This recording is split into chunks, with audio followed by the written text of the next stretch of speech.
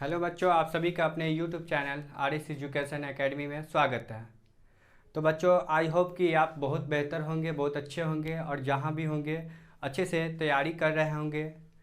आज आपका मैं फिर से वही लेसन चैप्टर 2 जो है अम्ल, भस्म और लवण, उसको फिर से मैं शुरुआत करने जा रहा हूँ। जहाँ तक आपका टॉपिक क्लियर हो चुका हुआ है उसको ही आगे लेकर मैं टॉपिक को बढ़ रहा हूँ। तो इस टॉपिक में हम लोगों ने बहुत सारे क्वेश्चन को आपको अध्ययन करवाए थे, पढ़ाए थे। तो अध्ययन के माध्यम से आपको पता होगा कि यहाँ पर जो आप क्लियर किए जो भी टॉपिक को, वो आपको कैसा लगा है। ठीक है, तो उसी के साथ जितने भी हमारा इस चैप्टर के जितने भी टॉपिक बचे रह गए हैं उसको हम फिर से आगे लेकर चलेंगे और इस पार्ट में हम उसको एंडिंग करेंगे। तो बच्चों, जो भी सब्जेक्टिव बच गए हैं वो काफ़ी इम्पॉर्टेंट है, जो आपके बोर्ड में काफ़ी ज़्यादा पूछे जाते हैं। तो प्यारे बच्चों, बिना वेस्ट किए हुए हम लोग आगे बढ़ते हैं वीडियो को लेकर। तो आज हम लोग जानेंगे, पहले वीडियो में हम लोग पढ़े थे अम्ल, अम्ल पढ़े थे, अम्ल के बारे में पढ़े थे, अम्ल क्या होता है, अम्ल के जितने भी टॉपिक्स थे सभी को क्लियर किए थे, जितने भी क्वेश्चंस थे उसको क्लियर किए थे।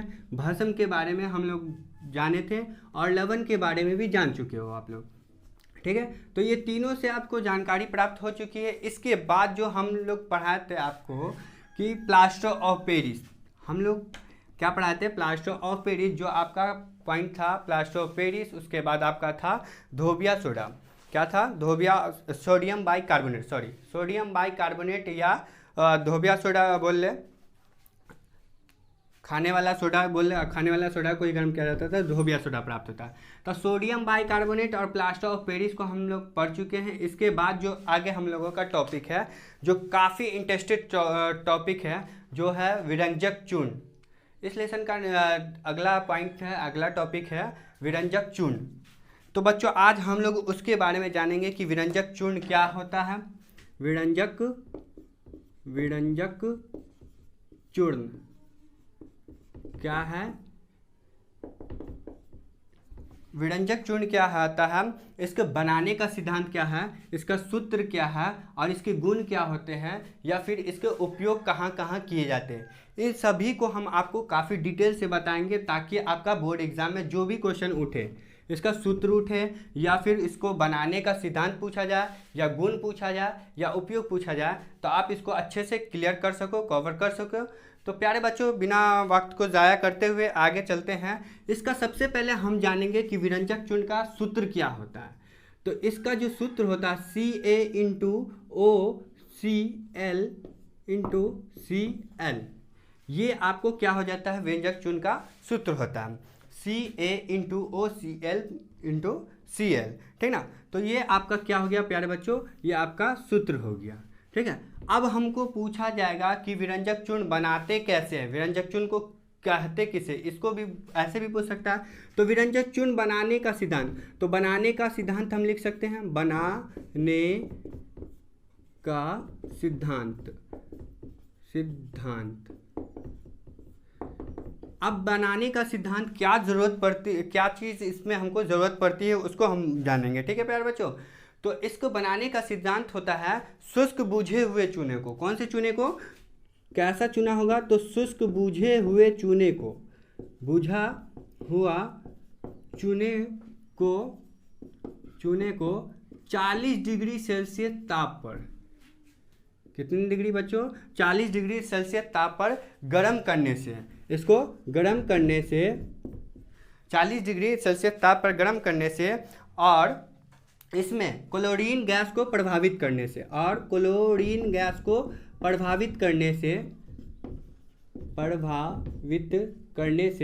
क्या होता है, हमको विरंजक चूर्ण प्राप्त होता है।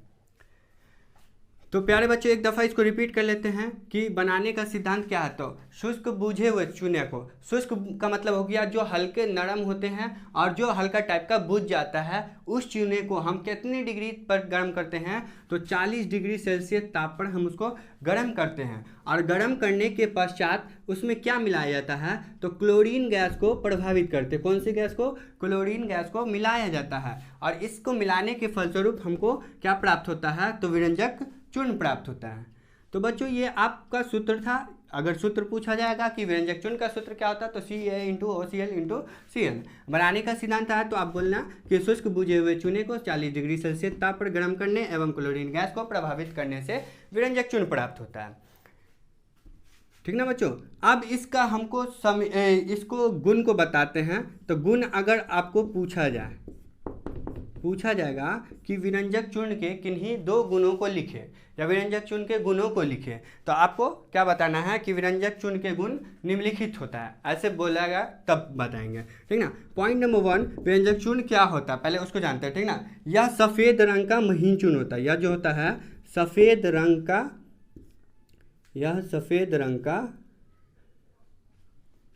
का महीन चूर्ण होता है। ठीक ना बच्चों।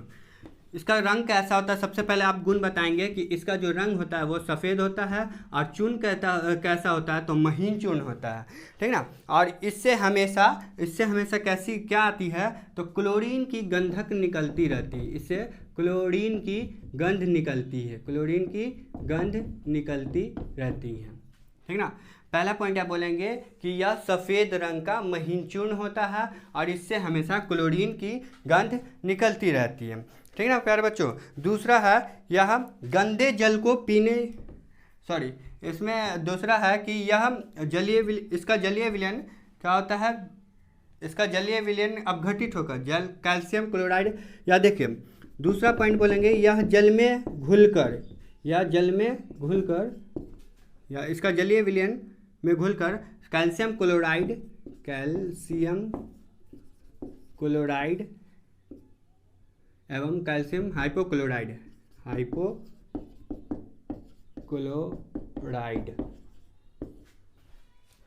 कैल्शियम क्लोराइड तथा कैल्शियम हाइपोक्लोराइड देता है। तो ये 3 पॉइंट आप जान सकते हैं।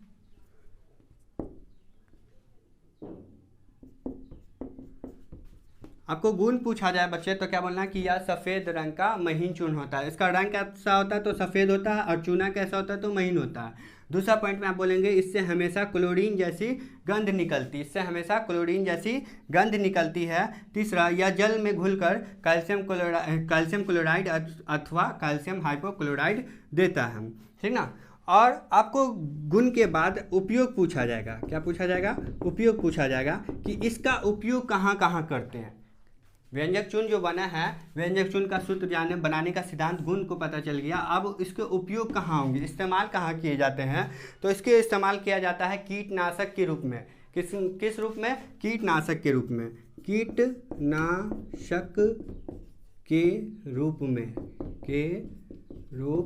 में। अब कीटनाशक मतलब कीड़े मकोड़े को जो मारने के लिए इस्तेमाल किया जाता है तो उसमें भी विरंजक चूर्ण का इस्तेमाल किया जाता है, पहला पॉइंट। दूसरा है यह गंदे जल को, कौन से जल को? गंदे जल को पीने योग्य बनाता है। ठीक ना, योग्य बनाता है।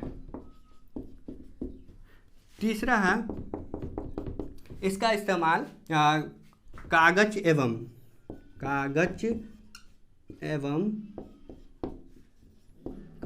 के निर्माण में भी किया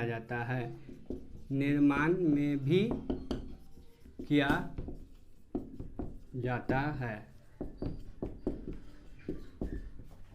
तो बच्चों आप ये जान चुके हैं कि उपयोग कहाँ कहाँ करना है। पहला उपयोग आप इसको कीटनाशक के रूप में कर सकते हैं। कीटनाशक बोले तो कीड़े मकोड़े को मारने के रूप में आप व्यंजक चूर्ण का इस्तेमाल कर सकते हैं। दूसरा गंदे जल को पीने योग्य बनाने में।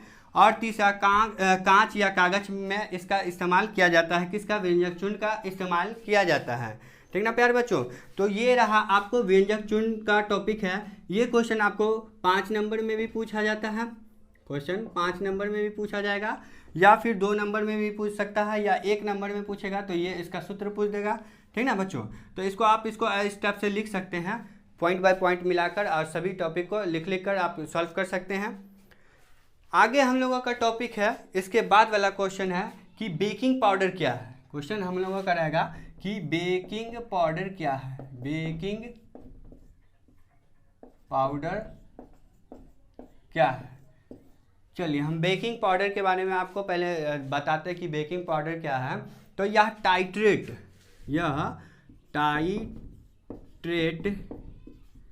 या टार्टरिक अम्ल का मिश्रण है। यदि आपसे पूछा जाए कि बेकिंग पाउडर क्या है या क्या होता है, तो आप क्या बोलेंगे कि यह बेकिंग पाउडर टाइट्रेट या टार्टरिक अम्ल का क्या होता है, मिश्रण होता है। ठीक ना। अब इसको पूछा जाएगा कि इसका उपयोग कहाँ करते हैं, बेकिंग पाउडर का उपयोग कहाँ करते हैं। तो बेकिंग पाउडर का जो उपयोग किया जाता है वो पाव रोटी, कौन सी रोटी, पाव रोटी या डबल रोटी उसी को बोल लें, या केक को मुलायम केक को फुलाकर मुलायम स्पंजी बनाने में किया जाता है। ठीक ना। तो बेकिंग पाउडर आपसे यदि क्वेश्चन पूछता है कि बेकिंग पाउडर क्या है, इसके उपयोग को बताएं, तो बेकिंग पाउडर टाइट्रेट या टार्टरिक अम्ल का मिश्रण होता है। ठीक है। और इसका उपयोग हम लोग पाव रोटी, केक या डबल रोटी को फुलाकर मुलायम एवं स्पंजी में किया जाता है, बेकिंग पाउडर का इस्तेमाल। तो ये हमारा दूसरा टॉपिक था। ठीक ना, व्यंजक चूर्ण और बेकिंग पाउडर, इस दोनों को आप स्क्रीनशॉट भी कर सकते हैं बच्चों, या फिर नोट कर लेंगे, वीडियो को पॉज करके रोक के आप इसको नोट करेंगे, जो भी पॉइंट नोट करना होगा, और इसको अध्ययन करेंगे काफ़ी। ठीक है, आगे हम इसके साथ बढ़ते हैं। तो बच्चे आगे हमारा टॉपिक जो है वो है धोबिया सोडा है, जो ये भी क्वेश्चन हमारे बोर्ड एग्जाम के लिहाज से बहुत ही इंपॉर्टेंट है। तो धोबिया सोडा का आपको पूछा जाएगा कि धोबिया सोडा क्या है, इसके सूत्र को लिखें, गुण को लिखें, उपयोग को लिखें। तो आप क्या बोलेंगे कि धोबिया सोडा का आणविक सूत्र क्या होता है, Na2CO3.10H2O। ठीक ना बच्चों, ये आपको क्या है, सूत्र है, किसका सूत्र है, तो धोबिया सोडा का सूत्र है।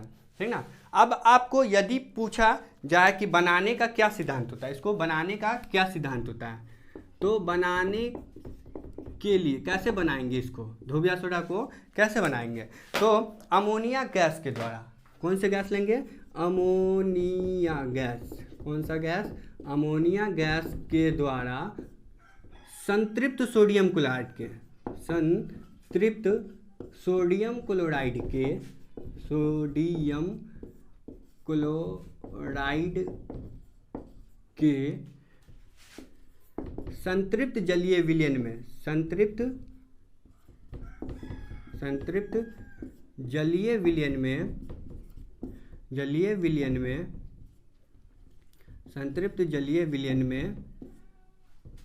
विलयन में हाइड्रोजन गैस को प्रभावित करने से, कार्बन डाइऑक्साइड गैस को हाइड्रोजन नहीं, CO2 कार्बन डाइऑक्साइड गैस को क्या करेंगे, प्रभावित करेंगे, तो हमें क्या प्राप्त हो जाता है, खाने वाला सोडा प्राप्त हो जाता है। ठीक ना। एक बार और रिपीट कर लेते हैं। बनाने का सिद्धांत पूछा जाए तो आप क्या बताएंगे कि अमोनिया गैस को संतृप्त सोडियम क्लोराइड के संतृप्त जलीय विलयन में कार्बन डाइऑक्साइड गैस को प्रभावित करने से खाने वाला सोडा प्राप्त होता है, खाने वाला सोडा प्राप्त होता है। और फिर इसी, ठीक ना बच्चों, देखो कि आपको यदि फिर पूछा जा सकता है कि खाने वाला सोडा किसे कहते हैं, तो आप क्या बोलेंगे, अमोनिया गैस द्वारा संतृप्त सोडियम क्लोराइड के संतृप्त जलीय विलयन में कार्बन डाइऑक्साइड गैस को प्रभावित करने से खाने वाला सोडा प्राप्त होता है। अब हमको क्या निकालना है, धोबिया सोडा बताना है। ठीक ना। तो खाने वाले ही सोडा को, कौन से सोडा को, खाने वाले ही सोडा को क्या करते हैं हम बच्चों, गरम करते हैं, क्या करते हैं, गरम करते हैं, तो हमको धोबिया सोडा प्राप्त हो जाता है। इसी को हम गरम करेंगे तो हमको धोबिया सोडा प्राप्त हो जाएगा, धोबिया सोडा प्राप्त होता है। ठीक है ना बच्चों।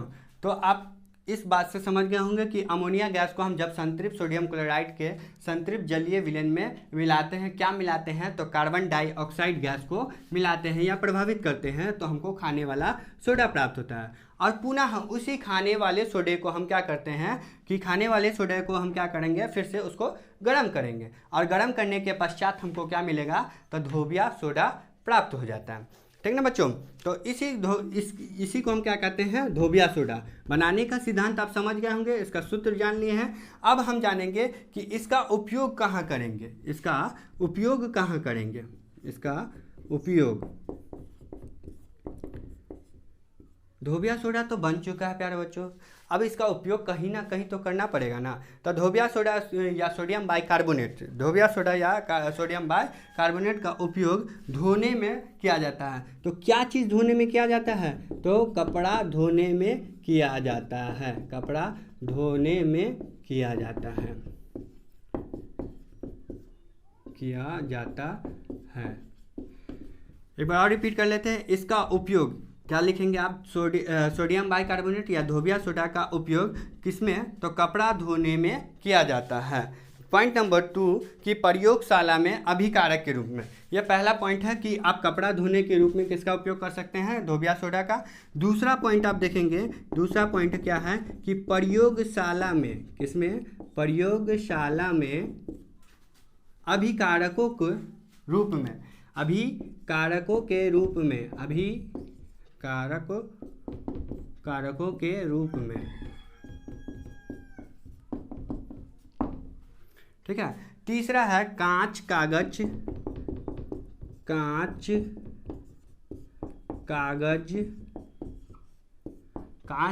या साबुन के निर्माण में भी इसका उपयोग किया जाता है। साबुन के निर्माण में इसका उपयोग किया जाता है, इसका उपयोग किया जाता है।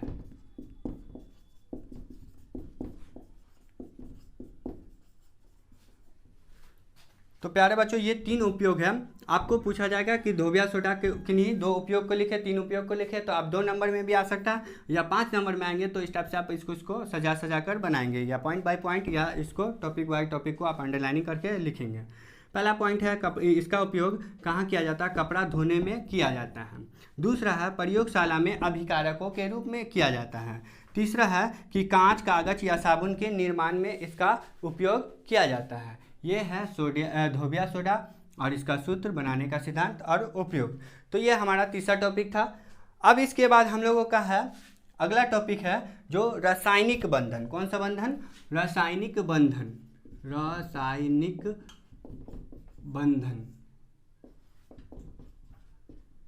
बंधन, ये हमारा अगला टॉपिक है। तो बच्चों आप इसको एक दफ़ा और रिपीट कर लेंगे, अब कॉपी में नोट कर सकते हैं। नोट करने के बाद इसको अच्छे से याद रखेंगे कि हाँ आज सर हमको क्या क्या बताएं, कौन कौन टॉपिक बताएं, उसमें क्या इंपॉर्टेंट है। सभी का सूत्र सबसे ज़रूरी है, सूत्र काफ़ी ज़्यादा पूछा जाता है एग्जाम में, और इस बार भी निश्चित है कि सूत्र बहुत ज़्यादा पूछा जाएगा आपको केमिस्ट्री से, ठीक ना। और यदि आपको लैंग्वेज क्वेश्चन रहता है, बड़ा क्वेश्चन रहता है, तो आप यही सब क्वेश्चन रहेगा 5 नंबर वाले सवाल में रहेंगे आपको, ठीक ना। तो आप इस टाइप से इसको नोट कर सकते हैं, नोट करने के बाद इसको सॉल्व कर सकते हैं। आगे हम लोगों का जो टॉपिक है रासायनिक बंधन। कौन सा बंधन, रासायनिक बंधन, जिसको हम जानेंगे कि अणुओं को, इसमें क्या होता है प्यारे बच्चों, इसमें अणुओं को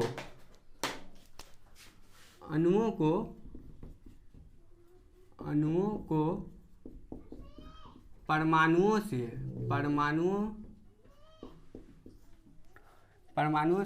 क्या करते हैं, अणुओं को परमाणुओं से बांधकर रखने वाले बंधन को ही हम क्या कहते हैं, रासायनिक बंधन कहते हैं। देखिए प्यारे बच्चों, रासायनिक बंधन क्या कहता है कि अणु, जितने भी अणु होते हैं वो क्या करते हैं, अणुओं को परमाणु से, अणु क्या होते हैं, परमाणु से बंधे होते हैं। अणु जो होते हैं वो परमाणु से बंधे होते हैं, और जो बंधे होते हैं इसी बंधन को हम क्या कहेंगे, रासायनिक बंधन कहते हैं। तो इसलिए इसका डिफिनेशन क्या है, परिभाषा क्या है कि अणुओं को परमाणुओं से बांधकर रखने वाले बंधन को हम रासायनिक बंधन कहते हैं।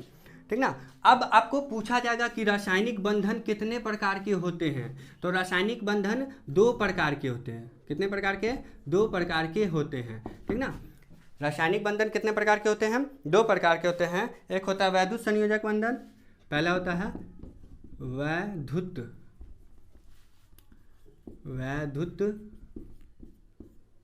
संयोजक बंधन, दूसरा होता है सहसंयोजक बंधन, ठीक है ना बच्चों। तो आपको रासायनिक बंधन कितने प्रकार के होते हैं? रासायनिक बंधन 2 प्रकार के होते हैं, पहला वैद्युत संयोजक बंधन और दूसरा सहसंयोजक बंधन।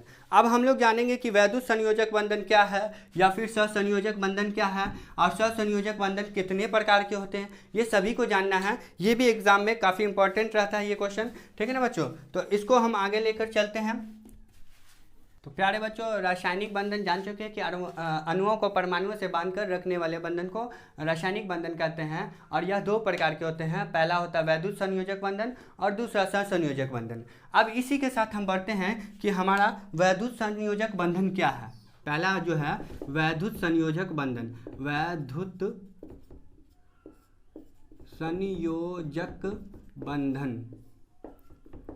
बंधन यह क्या है, ठीक ना।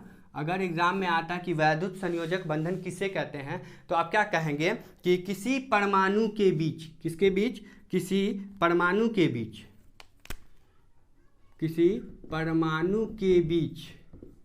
परमाणु के क्या बीच एक या एक से अधिक इलेक्ट्रॉन, किसी परमाणु के बीच एक या फिर एक से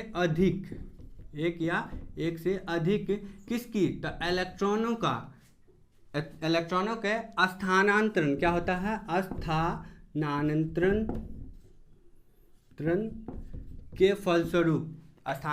के फलस्वरूप बने बंधन को हम क्या कहते हैं? वैद्युत संयोजक बंधन कहते हैं। तो प्यारे बच्चों, आप नहीं समझोगे, एक दफ़ा रिपीट कर लेते हैं कि वैद्युत संयोजक बंधन किसे कहते हैं। तो किसी परमाणुओं के बीच एक या फिर एक से अधिक किसकी? तो इलेक्ट्रॉनों का स्थानांतरण, इलेक्ट्रॉनों का क्या होता है यहाँ पर?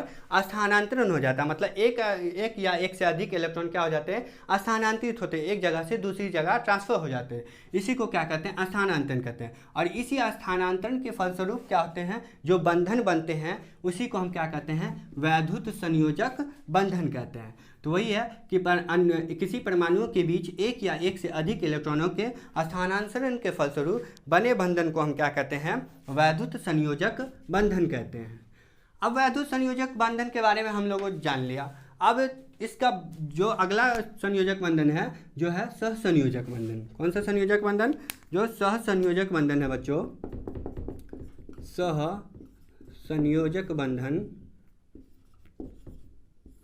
सहसंयोजक बंधन जो है वो कितने प्रकार के होते हैं, पहले इसको जान लेते हैं, ठीक ना।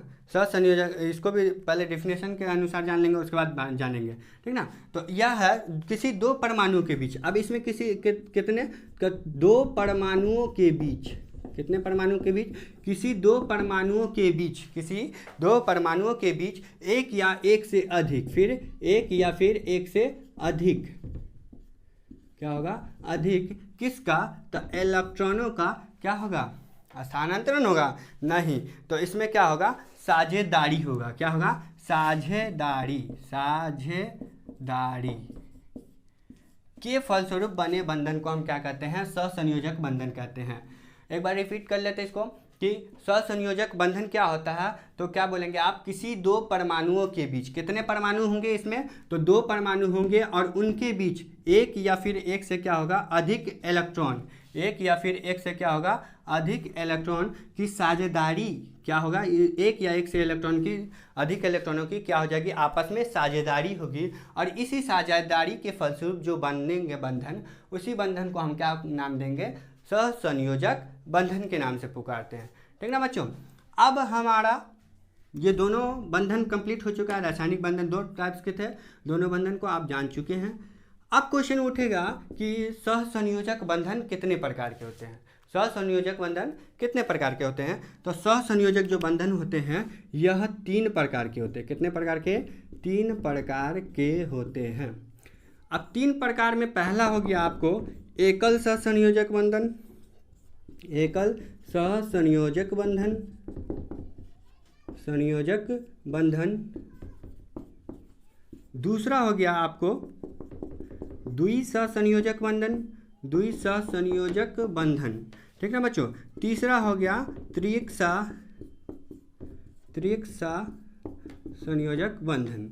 तो ये 3 प्रकार के आपको क्या है? बंधन है। कौन से बंधन है? तो सहसंयोजक बंधन है। यदि आपको क्वेश्चन पूछा जाए कि सहसंयोजक कितने प्रकार के होते हैं तो आप ऑब्जेक्टिव में बोलेंगे सहसंयोजक जो बंधन होते हैं वो मुख्यतः 3 प्रकार के होते हैं।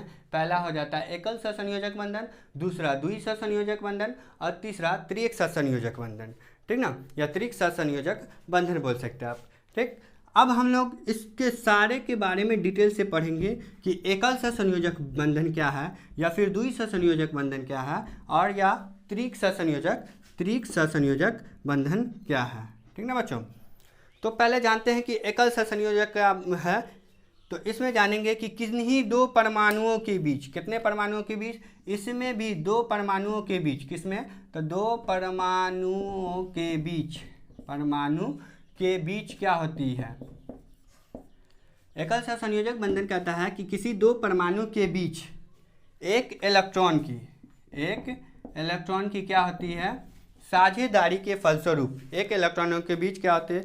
एक इलेक्ट्रॉन के साझेदारी के फलस्वरूप बने बंधन को हम क्या कहते हैं? एकल सहसंयोजक बंधन कहते हैं। एकल सहसंयोजक बंधन क्या है कि किन्हीं 2 परमाणुओं के बीच, कितने परमाणुओं के बीच? 2 परमाणुओं के बीच कितने इलेक्ट्रॉनों की? तो एक इलेक्ट्रॉनों की यहाँ पर क्या हो जाएगी? साझेदारी होगी। क्या होगी? साझेदारी होगी। और इसके फलस्वरूप जो बंधन तैयार होगा उसका ही नाम क्या पड़ता है? एकल सहसंयोजक बंधन। देखिए प्यारे बच्चों, इसमें नाम से पता चल रहा होगा एकल का मतलब होता है एक। कितना होता है? एक एकल और एक होता है। तो इसमें भी हम लोग पढ़े हैं कि 2 परमाणु, तो इसमें भी क्या पढ़ेंगे? 2 परमाणु और इन दोनों के बीच कितने इलेक्ट्रॉन हो रही है साझेदारी? तो एक ही इलेक्ट्रॉन, एक नाम से पढ़ा है तो इसमें एक ही इलेक्ट्रॉन की जरूरत होगी और एक इलेक्ट्रॉन की क्या होती है? साझेदारी होती है, इसलिए इसका नाम क्या पड़ता है? एकल सहसंयोजक बंधन कहते हैं। फिर दूसरा आपको है तो इसमें क्या बोलेंगे? किन्हीं 2 परमाणुओं के बीच, कितने परमाणुओं के बीच? किन्हीं 2 परमाणुओं के बीच क्या होती है? इसमें 2 या 2 से फिर क्या हो जाएगा? अधिक, 2 या फिर 2 से अधिक क्या होगा? इलेक्ट्रॉनों का फिर इसमें क्या होगा? साझेदारी होगा। इलेक्ट्रॉनों की क्या होगी? साझेदारी होगी और इसी साझेदारी के फलस्वरूप जो बनेंगे बंधन उसको भी हम क्या कहेंगे? द्विसहसंयोजक बंधन कहेंगे।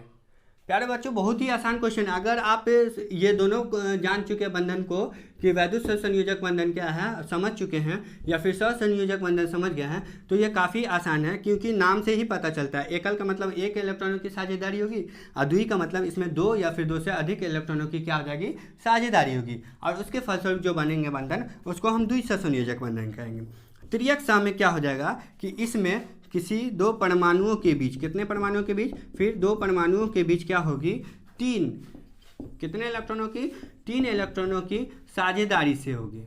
इसमें 3 इलेक्ट्रॉनों की साझेदारी के फलस्वरूप जो बंधन बनेगा, 3 इलेक्ट्रॉनों के फलस्वरूप जो साझेदारी के फलस्वरूप जो बंधन बनते हैं इसको ही हम क्या कहते हैं? त्रिक सहसंयोजक बंधन कहते हैं। तो ये हमारा था रासायनिक बंधन। रासायनिक बंधन आपसे पूछा जाए क्वेश्चन, रासायनिक बंधन क्या होते हैं या फिर रासायनिक बंधन कितने प्रकार के होते हैं और रासायनिक बंधन में भी सहसंयोजक कितने प्रकार के होते हैं, तो यदि ये सब पूछा जाए तो आपको 5 नंबर में यह क्वेश्चन आएगा।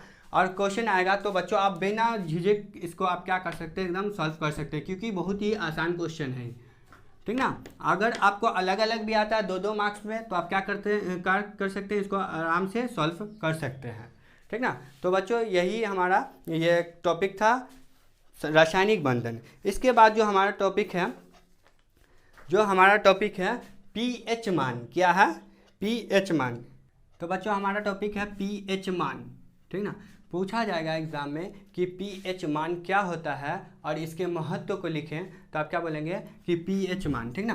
तो किसी विलयन में उपस्थित, किसमें? किसी विलयन में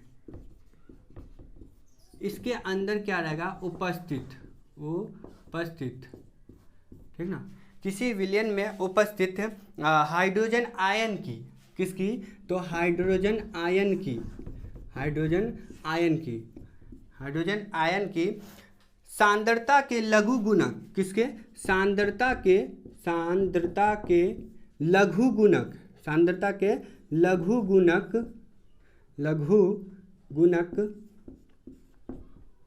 गुणक ऋणात्मक मान को, ऋणात्मक मान को ही हम क्या कहते हैं, पीएच मान कहते हैं।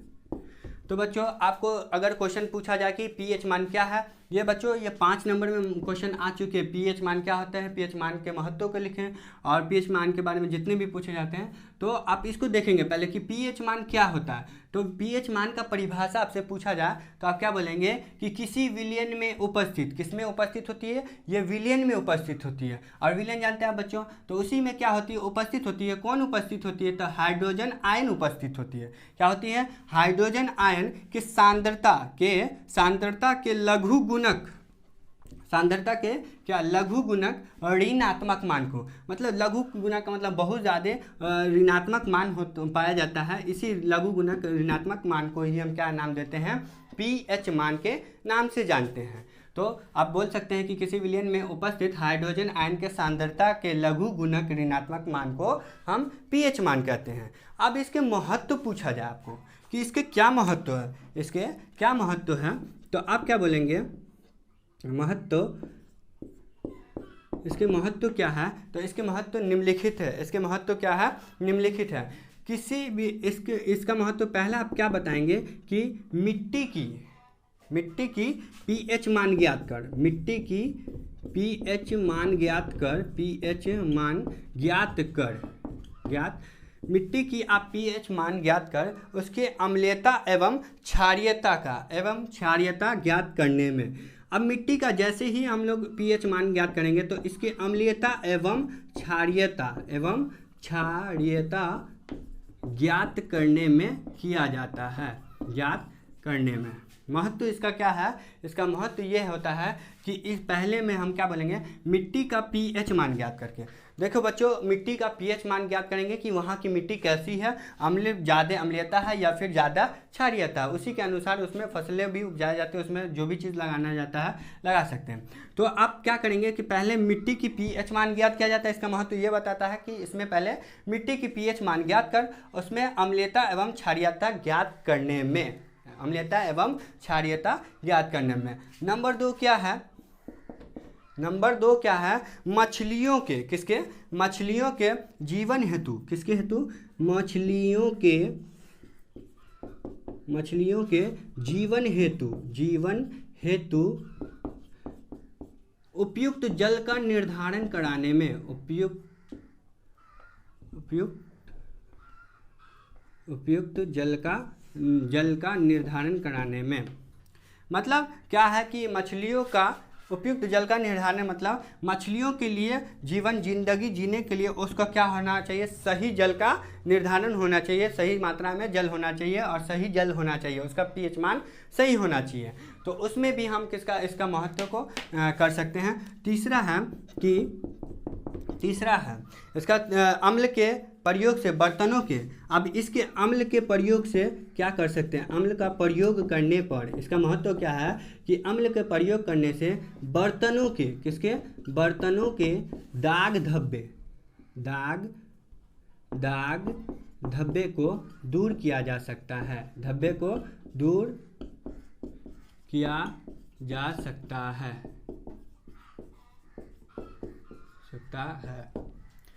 तो ये इसके महत्व बच्चों कि आपको पूछा जाए कि पीएच मान क्या है, तो पीएच मान आप बता देंगे सबसे पहले, इसको अंडरलाइनिंग करके सजाकर कि पीएच मान होता क्या है। और इसके महत्व पूछा जाएगा तो आप स्टार मार्क्स देंगे और स्टार मार्क्स में लिखेंगे कि इसके महत्व निम्न होते हैं या निम्नलिखित होते हैं। पहला क्या होता है कि पहला मिट्टी की पीएच मान ज्ञात करके अम्लीयता एवं क्षारीयता ज्ञात करने में। दूसरा होता है कि मछलियों के जीवन हेतु, मछलियों के जीवन हेतु उपयुक्त जल का निर्धारण कराने में, उपयुक्त जल का निर्धारण कराने में। एंड तीसरा होता है कि अम्ल का प्रयोग करने पर, अम्ल का प्रयोग करके क्या होता है, बर्तनों के दाग धब्बे को दूर किया जा सकता है। तो ये बच्चों आज हमारा टॉपिक था, जो भी टॉपिक था रासायनिक बंधन और पीएच मान, यहाँ पर लास्ट टॉपिक था जो, और इसके बारे में जो आपको डिटेल से एकदम जानना होगा, एकदम अच्छे से इसको अध्ययन करना पड़ेगा। आज का जो हमारा टॉपिक था बच्चों, आज का जो भी टॉपिक था वो काफ़ी ज़्यादा इम्पॉर्टेंट टॉपिक था, और यहाँ पर मेरा टॉपिक ख़त्म होता हुआ हो रहा है, जो ख़त्म हो चुका है।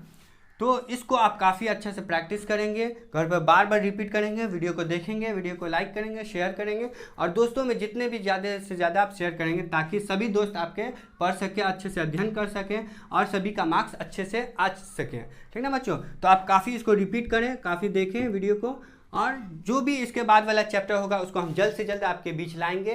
तो बच्चों आई होप कि आप अच्छे से मेहनत करते होंगे और खूब पढ़ते होंगे, खूब अच्छा से नाम कमाएंगे और अच्छा करेंगे। तो बेस्ट ऑफ लक स्टूडेंट।